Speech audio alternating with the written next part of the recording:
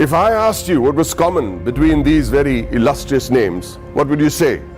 Mr. Kumar Mangalam Birla, Mr. Motilal Oswal, Mr. Suresh Prabhu, Mr. Shekhar Kapoor, Mr. Piyush Goyal, Rakesh Junjunwala. What do you think is common between these people from very diverse walks of life and professions? Two letters, two simple letters, C and A. Two letters so powerful that if you join them and put them before a name, it not only becomes a professional qualification, but it represents willpower, dedication, intelligence, and the ability to march on come what may.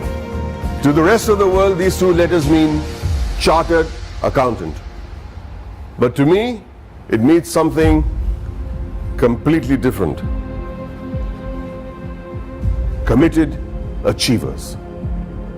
Let me tell you a story about a committed achiever. A young girl was wrongly prescribed penicillin for a common cold. What happened was that she became visually impaired. A 9-year-old became blind. She decided to become a chartered accountant. Her name was Rajni Gopal. So what if she was visually impaired? The world may think of it as a handicap, but she did not. In another story, the daughter of a man who sold coffee outside Borivali railway station on a bicycle decides to learn English in the 7th standard. And she fails. Tries again, fails again. She goes on to become a chartered accountant. Did she ever think that language would be a barrier? She did not. Did she ever think that her financial status would be a barrier? She did not. All she wanted to do was become a chartered accountant, a committed achiever. The only place where achievement comes before commitment is in the dictionary.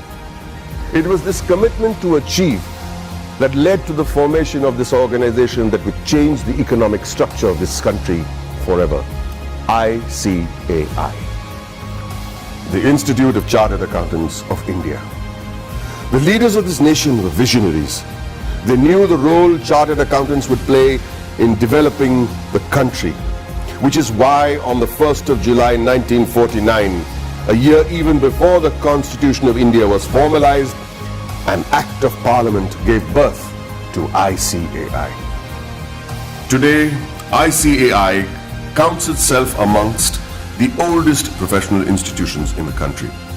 Born as a regulator of accounting profession to aid the economic growth of the nation, it is the second largest professional accounting and finance body in the world in terms of members, with a current roster of about 2.5 lakh members and counting as I speak, with a presence of about 71,000 female chartered accountants and 3.5 lakh girl students.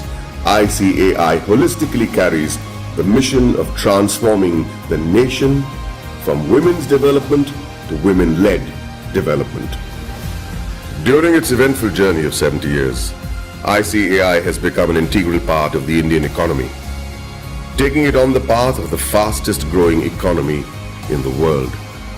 With its emphasis on financial reform, ICAI radiates with shining milestones that stand as the acknowledged cornerstone of India's economic growth. In the year 1956, chartered accountants were recruited for the first time in the commercial audit branch of CA and G. Many of you may not be aware that many accountants were part of the Indian freedom struggle, like First Lady Auditor C.R. Sivabhogam, who participated in non-cooperation movement on the call of the father of our nation, Mahatma Gandhi ji. She was also imprisoned for a year. Recognizing ICAI's strong regulatory framework, the High Courts acknowledged Council's strict disciplinary mechanisms in 1961. In 1964, the Council of the ICAI submitted its pre-budget memorandum for the first time. The memorandum contained useful suggestions for reorientation of taxation policies and procedures to the Finance Ministry. The process was so helpful that it is being practiced ever since. In the 70s, the ICAI started rendering free advisory services to SMEs and small taxpayers on maintenance of accounts, tax paying, and other financial matters. not only did it enhance the financial literacy of businessmen and citizens, more importantly, it started the industrial growth in the country. It also collaborated with the government to enlarge the scheme of scholarships. With all humility, I wish to mention that in the year 1972, ICAI members had provided pro bono professional services to the heirs of the Jawans and officers of the armed forces who sacrificed their lives in the war. Complete exemption from tuition and registration fee of the institute was also granted to the children of Amar Jawans and officers. The 80s saw widespread gloom in India's macroeconomic performance due to the prevailing conditions in the country. However, during the period between 1980 and 1990, the economy began to improve and growth rate accelerated. The government appointed CA members on various committees like boards of public sector undertakings and nationalized banks. The government also appointed ICAI as an expert and independent advisor on company law, fiscal and various other committees. The corporate sector, the public sector corporations, cooperative societies and public trusts were brought under the accounting discipline by legislation. In the 90s, sales tax audit was introduced in many states, which was a direct result of ICAI's efforts to showcase the role played by the CA community.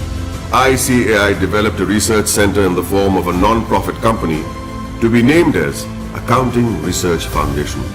It was during this time that the government recognized the ICAI as the sole recommendatory body for setting accounting standards in the country. 2000 and onwards marked the period when many MRA MOUs had been signed with many international bodies such as ICAEW, CPA Australia, Ireland, CICA, etc. ICAI was granted recognition by IGNU as a research center for the benefit of its members and employees to pursue doctoral research from IGNU. eSahayata was launched as an electronic service for members and students of ICAI to provide prompt services against their queries, complaints, and grievances. In 2007, ICAI decided to recognize the CA leaders in industries, which gave birth to a glittering awards function. In 2009, ICAI was awarded the Recognition of Excellence Award by the then President of India, Srimati Pratibha Patil. In the year 2014, the Honorable Prime Minister of India, Sri Narendra Modi, nominated ICAI for the Swachh Bharat Abhiyan. Under the banner of Swachh Bharat Abhiyan, Swachh Vidyalaya Abhiyan was launched in the year 2015 to provide separate toilets for boys and girls in all government schools throughout the country. ICAI undertook a pilot study for the Indian Railways. The in-depth cost analysis helped in streamlining the running of the railways. Considering the importance of the legislation, namely black money, and the imposition of Tax Act 2015, CBDT decided to go all out and conduct workshops with ICAI to clarify any doubt the assessees may have had. ICAI was chosen as the preferred institution to partner with the Government of India to create awareness and maximize the potential of the Income Declaration Scheme 2016. ICAI, jointly with the Ministry of Finance and the Ministry of Commerce and Industry, organized events at more than 470 locations across the country. It was attended by more than 42,000 citizens, including chartered accountants, company secretaries, advocates, and members from trade and industry. ICAI's contribution to the scheme was acknowledged by Shri Arun Jaitley, Honorable Minister of Finance and Corporate Affairs.